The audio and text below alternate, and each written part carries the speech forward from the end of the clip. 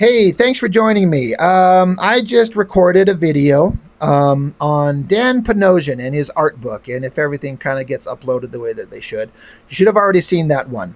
And I was talking about how he was one of those guys that worked for early image studios, most notably for Liefeld, of course.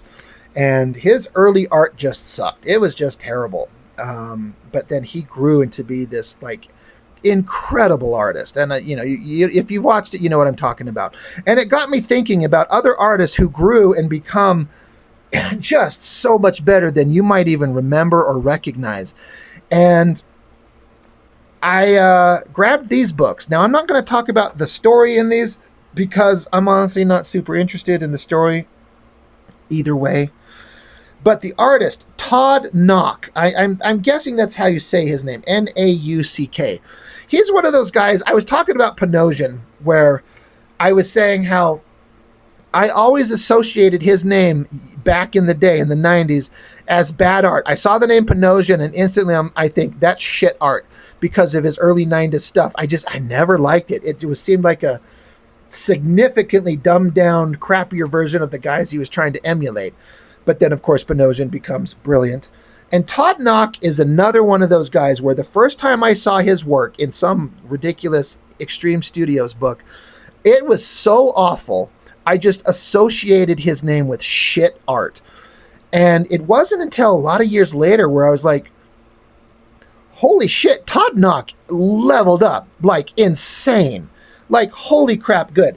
And if you were to look at both of these covers, I don't think there was anybody who would ever confuse the idea that this is the same guy drawing the same book. There's just no way, right? To see the change in their skill level is monumental. Now, this is not the first thing I ever saw Todd Nauck's art in. This is from, it's funny, Panosian even inking him on this cover. That's funny. 94 here. And I think he'd been working for Liefeld for a minute, and he'd done some other stuff. So he's already come a long way. But this is just another one of those early image artists that is like mimicking the art style of the day with the ridiculous like rendering of metal textures and screamy faces and cross-hatching lines and teeth and chains and silliness everywhere. There's obviously clearly talent involved, but it wasn't enough that made me like it. I was not a fan of his work. And just to kind of flip through the book, again, he's putting in a lot of work, a lot of panels, a lot of drawings. The storytelling's kind of fine, but these goofy kind of cartoony faces, I was never a big fan of. This is not art that I love, and I definitely do not love his bad rock. I don't know. I don't know what the best way to draw bad rock is, but I don't think this weird, goofy, cartoony version doesn't work for me. But again, I'm trying to give credit where credit is due with the artist in his earlier work.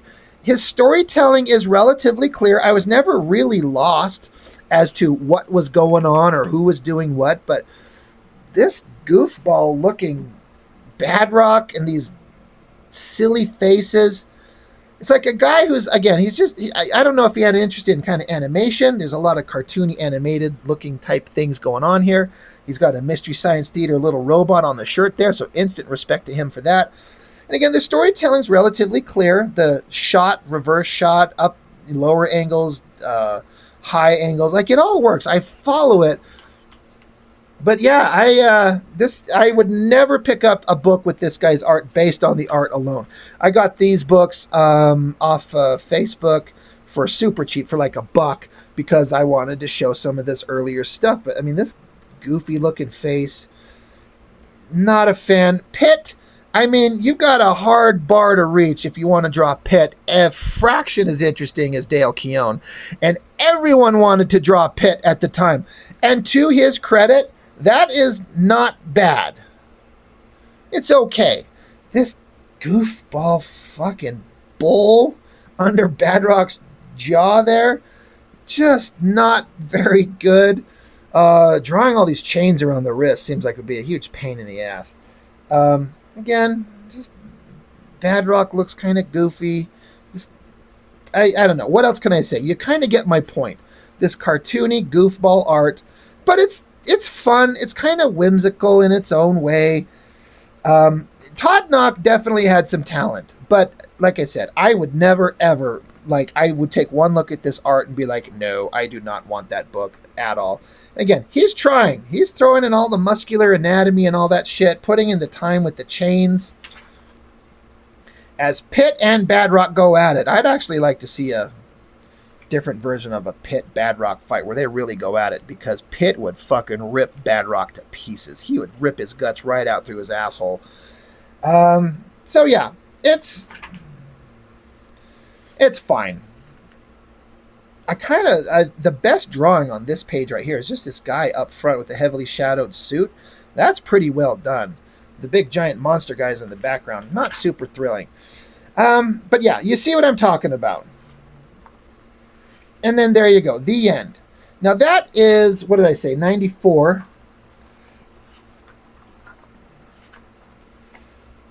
Correct.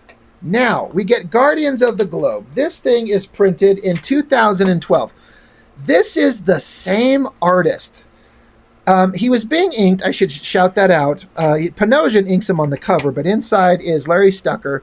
I don't think the inks were that particularly thrilling, but again, I'm going to guess maybe this is early work from him. I feel like he got to be a fairly decent inker for sure. But in this stuff, Todd Nauck is penciling and inking himself. And this is just a monumental leap forward in art. All his figures, his anatomy, he still retains a cartoony vibe. It's kind of got like the Ryan Otley kind of cartoony, because this is Guardians of the Globe. This is in the Invincible universe. And there's a billion side characters. And I was kind of surprised when they're like, hey, we're going to do a separate title, Guardians of the Globe. It's kind of everybody in it but Invincible. Phil Hester writing, Todd Nauck, penciler and inker. But just look at that art there and then compare it to this art there. There's no way I'd look at that and go, that's the same guy. It's leaps and bounds ahead, like the skill level, the composition, the anatomy, the lighting, the shadows, the backgrounds, the buildings. Todd Nauck is like full on like Renaissance artist, just doing it all, and just became so good. I applaud the guy for like putting in the time and constantly drawing to become like an artist. I'm like, I would probably pick up a book just because he drew it. He went from a guy I absolutely would avoid to a guy I'm like, I would pick up something. It just depends on the title, you know. There is such a thing as limited funds and I can't get everything. But I did collect this Guardians of the Globe for quite a while, and I seem to remember liking it. It was never as good as Invincible was, but it's still pretty damn good. But look at these faces, look at these backgrounds, look at these variety of characters and clothing and kids. Like, see this little cute little kid there versus the goofball kid that was, there's, you know, you got this goofy shot of that kid there. But then look at that one there.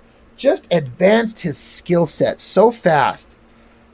And not just being a penciler, but like I said, he inks himself. And I think his inks on this stuff look fantastic.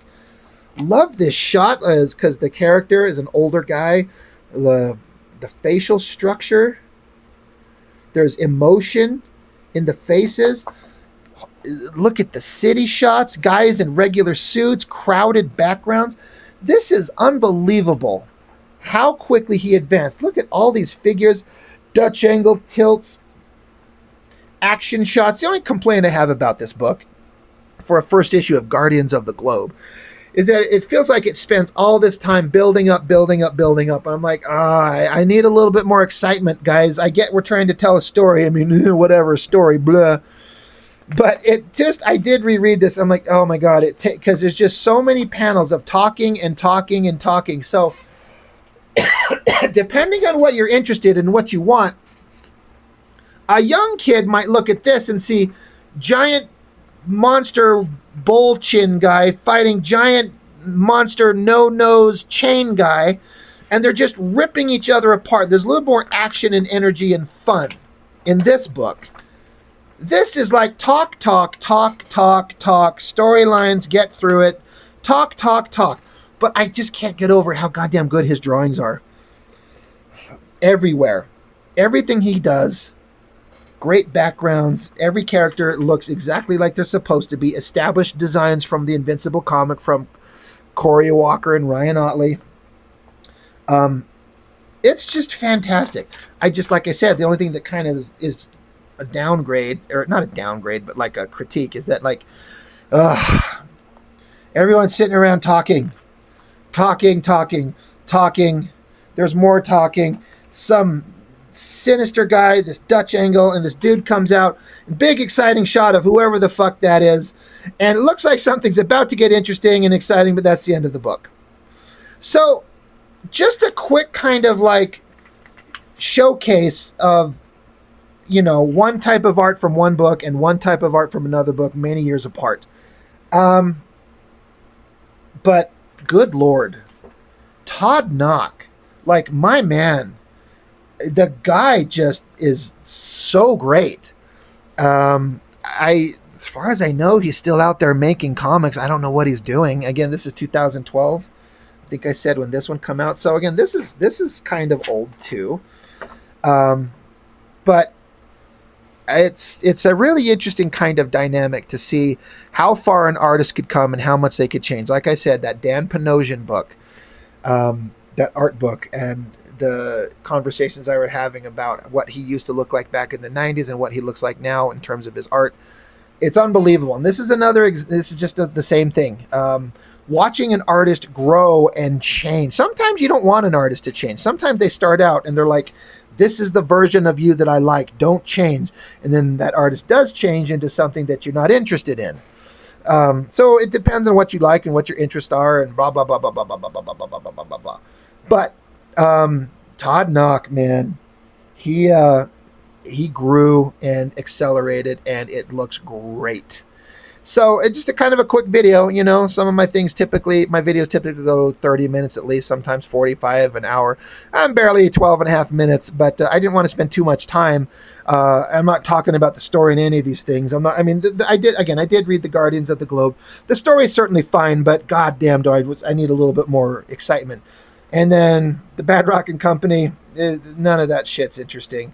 But just comparing the art, I think it's kind of fun. So, Todd Nauck, you know, we speak your name, sir. You're one of those artists from Extreme Studios who started out, who showed his quality and brought it forth and maintained and became absolute first-rate artist.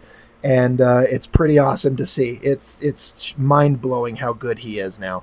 So I don't know. That's all I got for this one. Just a quick one. So that's all for now. Thanks for joining me. I really appreciate it. I'll see you next time.